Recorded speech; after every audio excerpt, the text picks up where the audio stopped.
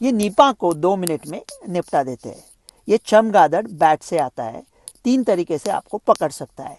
एक है सीधा बैट से, उनकी थूक या पिसाब मतलब या नीरा पीते हो, ताड़ी पीते हो तो उबाल के पी लो, मज़ा किरकिरा हो जाएगा, लेकिन क्या करेंगे। आधे कच्चे फल मत खाओ जो रास्ते पे गिरे हैं, धो के खाओ। दूसरा तरीका है, ये बैट्स चमगादड़ किसी इंटरमीडिएट को होस्ट को पकड़ेंगे, जैसा कि मलेशिया में सुअरों को पकड़ा था, ऑस्ट्रेलिया में घोड़ों का। इंडिया में ऐसा कोई दिखाई नहीं दे रहा है, फिर भी अगर आप नॉनवेज खाते हो तो अच्छी तरह से पका के खा लो। तीसरा तरीका है इंसान टू इंसान, ह्यूमन टू ह्यूमन ट्रांसमिशन।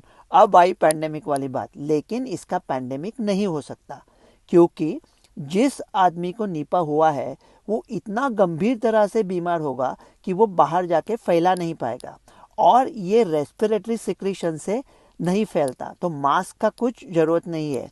ये फैलता है बॉडी फ्लूइड से, जैसे कि थूक, पेशाब या खून।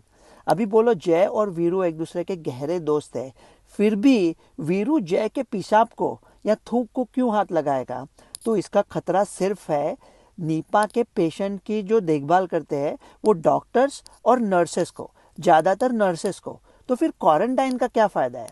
कोई इंसान अगर नीपा के पेशेंट के संपर्क में आता है तो उसको क्वारंटाइन करके क्या फ़ायदा है। और संसर्ग होने के बाद लक्षण आने को कभी कभी 8-9 दिन लगते हैं, कभी कभी 3 महीना, कभी कभी 2 साल। तो कब तक क्वारंटाइन करोगे। तो इसके लक्षण क्या है। तो बहुत बुखार आता है और सर दर्द होता है, और अगर हो गया तो बचने का चांस बहुत कम है, 80% से भी ज़्यादा मौत का खतरा है। तो फिर टेस्टिंग कैसे होता है। ये जो वायरस का टेस्टिंग होता है ये इंडिया के शायद 4 या 5 लैब्स में होता होगा, और जो एंटीबॉडी का टेस्टिंग है वो भी बहुत कम जगहों पे होता है। तो ऐसे अगर खबरें आने लगी ना, जैसे किसी छोटे से शहर में चुन्नू मुन्नू लैब में ये आ गया, तो समझ लो कि फेंक रहे हैं। तो क्या इसका वैक्सीन बन सकता है। अरे वैक्सीन तो हम किसका भी बना सकते हैं, लेकिन फ़ायदा क्या है यार। लाखों वायरस है, क्या करोड़ों वैक्सीन लोगे। छोड़ दो, धोखा बहुत कम लोगों को है। इसकी दवाई है क्या, बारे बहुत दवाई है, लेकिन कोई चलती नहीं है, मतलब दवाई नहीं है। मोनोक्लोनल एंटीबॉडी किसी भी वायरस का अमेरिका 6 हफ्ते में बना सकता है, लेकिन वो बहुत महंगा होता है।